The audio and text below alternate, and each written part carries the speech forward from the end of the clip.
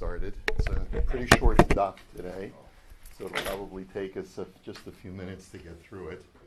But let's go through the background. We're on daf Kuf Yud Beis Amud Aleph, and the Gemara's whole undertaking at this point is to try to find the source for the halacha that the Mishnah states that when a woman dies, her husband inherits her. The last thing that the Gemara had said at the bottom of Kuf Yud Aleph Amud Beis is the brisa of Rabbi Yishmael. And the brisa of Rabbi Yishmael had said that I have 5 psukim to prove that when a woman dies, her husband inherits her. So what were these 5 psukim? 3 of them, the first 3 of these psukim, were related to the parsha of the Benos Tzalafchad, where there are 3 statements in the parsha of Benos Tzalafchad that the daughters of Tzalafchad have an obligation to marry men within their shevet in order to make sure that the property that they inherit from their father stays within their shevet. Okay? So, the first pasuk that we saw was a pasuk written in the positive. It says, V'chol bas yoreshes nachala, that any daughter who inherits, and this is referring to, my understanding is that this is only referring to the first generation that enters into Eretz Yisrael. This does not apply to subsequent generations. I believe that's somewhere brought down, but I think the Gemara will clarify that at some point. That any daughter who inherits an inheritance from the tribes of Israel, she must make sure that she marries a man within her tribe in order to ensure that the property stays within the tribe. That's line number 1. Thank you so much, Shmuel. Pasuk number 2. Then the brisa then brings va'od or va'omer, and then it further says, "V'lo sisov nachala livnei Yisrael mimate el mate," that do not allow the inheritance from passed to one tribe to another. Pasuk number 3, also in the same parsha, just 2 psukim later, "V'lo sisov nachala mimate lemate acher." Do not allow inheritance to pass from one tribe to another. So 3 psukim out of the 5 are all basically saying the same thing in the same parsha. Make sure that the inheritance stays within the shevet. Then the brisa brings 2 more psukim. One pasuk from Sefer Yehoshua, which states that when Elazar, the son of Aharon, died, his son Pinchas had independent property and buried him in this independent property. That's the language of the pasuk implies that Pinchas did not inherit the land from his father, but it was rather called Givat Pinchas. So the brisa says, you see from here, that he must have inherited it from somewhere else other than his father. Where did Pinchas, Elazar's son, get this property? Must be that he married a rich girl, and his wife died, and he inherited it from her.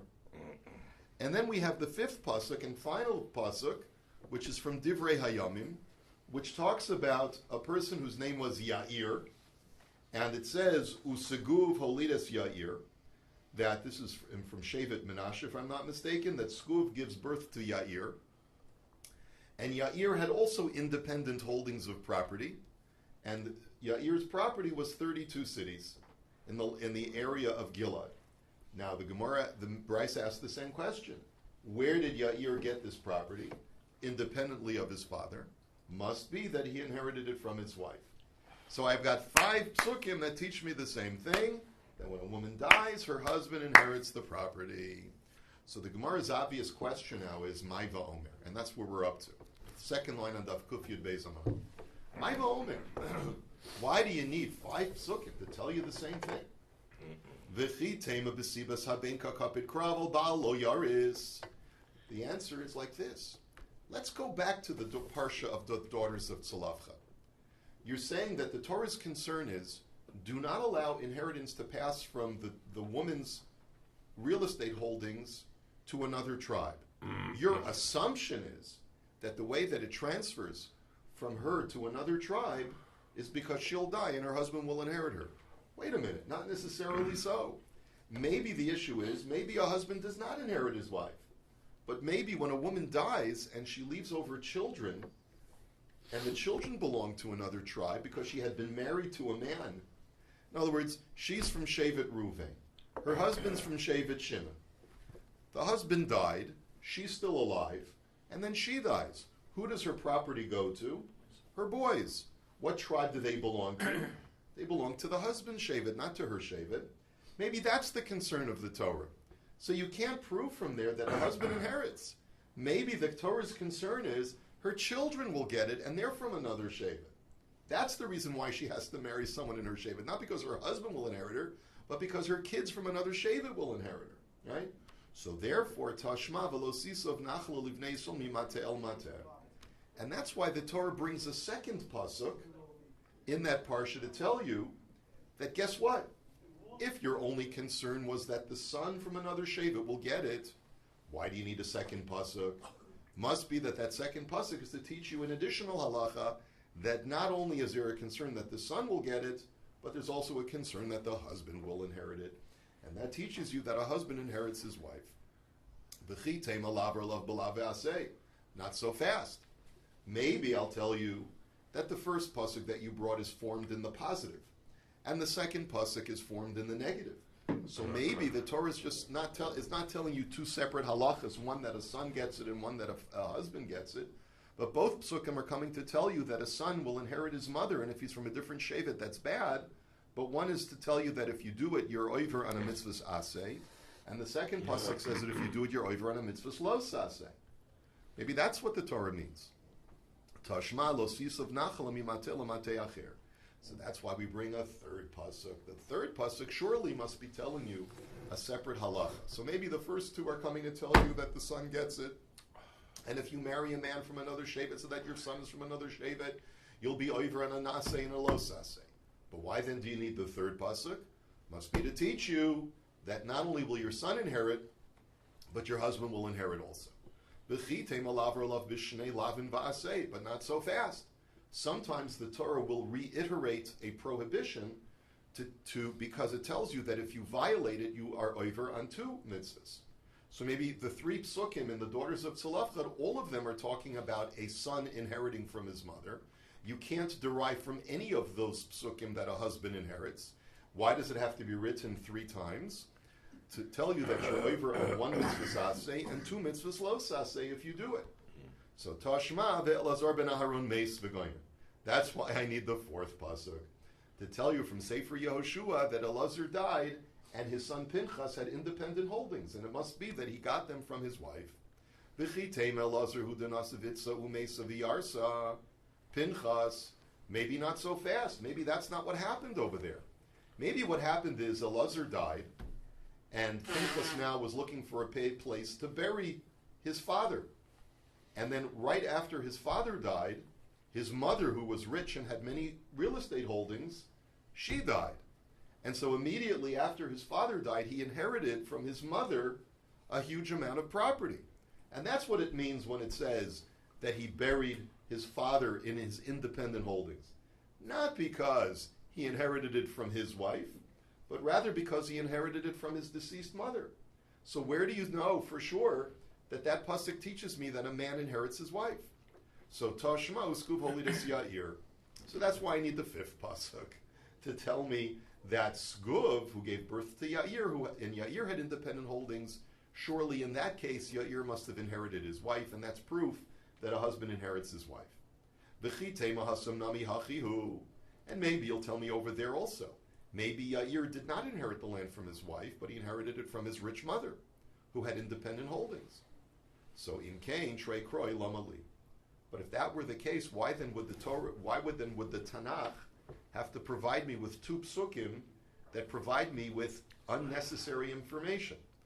In other words, if I already know from Sefer Yehoshua that a son inherits his mother independently of his father, right? Then why would it have to tell me that same information by Yair? It must be because Yair's case was different. How then, if Yair did not get it through his mother independently, did he get it independently? Must be he got it from his wife. That's Adkan is the interpretation of the Bryce. How do we know that people weren't wealthy, they had business, and they bought a piece of land? How do we know the doctor? Did you look ahead? No. But Okay, hold on a second. Hold on. So, Amar le Rav Papa le Abaya mimai. Dilma emalacha baal lo yaris ukroi b'sibas habein kiddush aninon.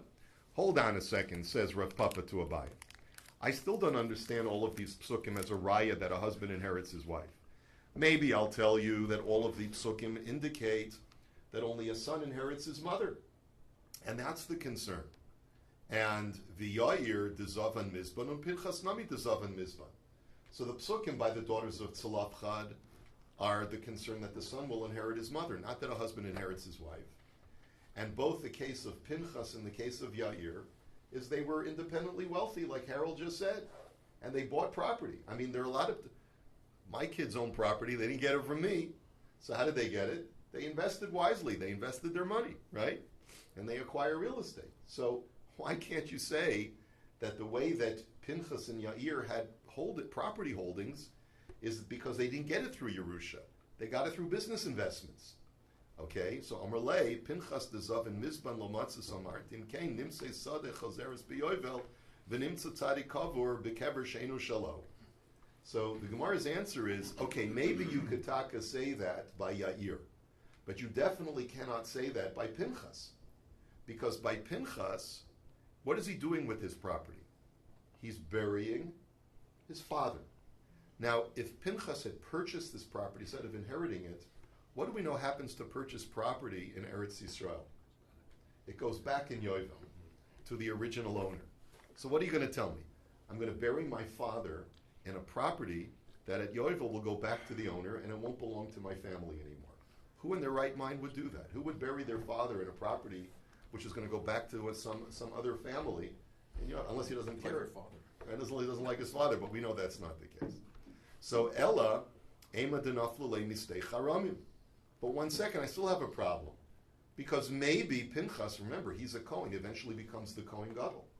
Maybe Pinchas buried his father in land that belonged to him, that he acquired independently, but not that he got it from his wife, but rather that he got it because of a steicherim, which the Torah says that if a person declares a field to be hektish, it belongs to the temple. The gizbar of the temple, the treasurer of the temple, cannot go ahead and sell it.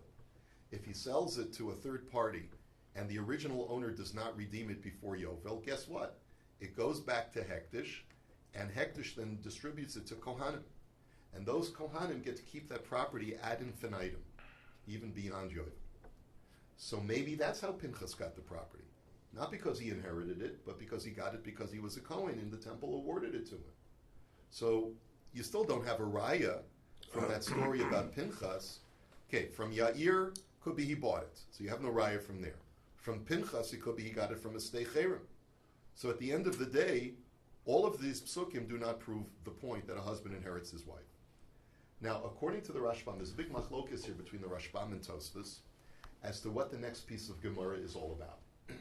We're going to learn like the Rashbam, even though there are many difficulties with the Rashbam, but that's the text that we have in front of us. Tosfos has a totally different text.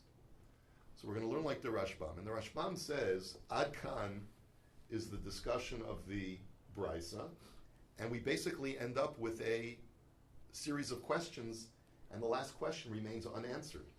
That even though the Brisa has brought us 5 psukim, we've been able to argue that even all 5 together still don't necessarily prove that a husband inherits his wife. But now Abaya has a different question. And Abaya's question is a speculation question. What I mean by speculation, it means maybe it should be this way. Not that he's taka asking a bomb of akasha on something, but he's saying, but I'm having difficulty understanding. So let's see. Omar Abaye.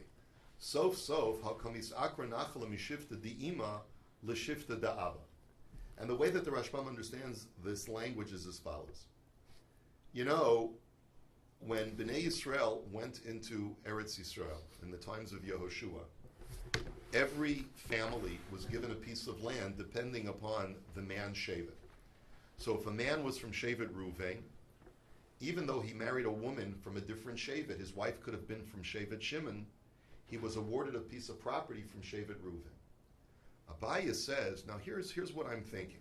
Let's say this man and woman had a daughter, and when they die, she inherits the property. Who's to say that the husband that she has to marry must only be from Shevet Reuven. Maybe the husband has to have a shtickle of Shimon in him, just like she has a shtickle of Shimon. I mean, when you think about it, fair is fair. When Hashem gave mom and dad the property, even though mom was from Shevet Shimon, she was the part of Shimon that she was entitled to was taken away from her, given to her brothers, and she shares in the shtickle that her husband has from Shevet Reuven.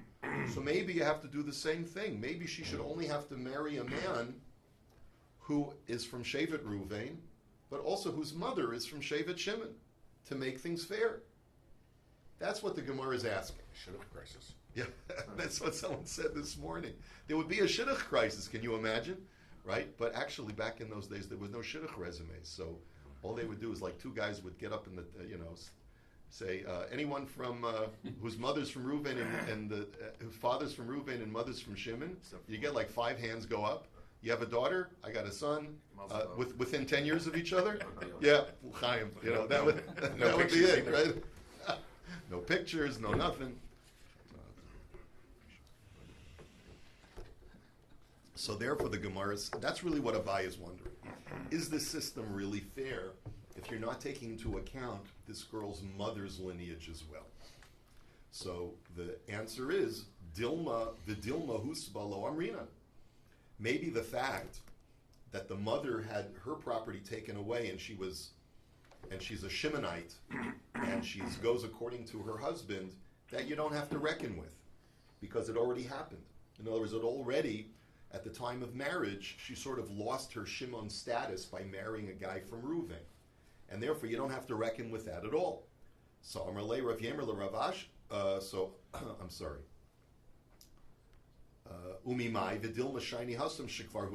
The Gemara's question is, maybe you don't have to reckon with it. Maybe a woman from Shevet Shimon who marries a guy from Shevet Reuven, she's totally batel at the time she gets married, and you don't have to reckon with the mother's yichus, the mother's tribal lineage. V'dilma shekvar hus below amrina.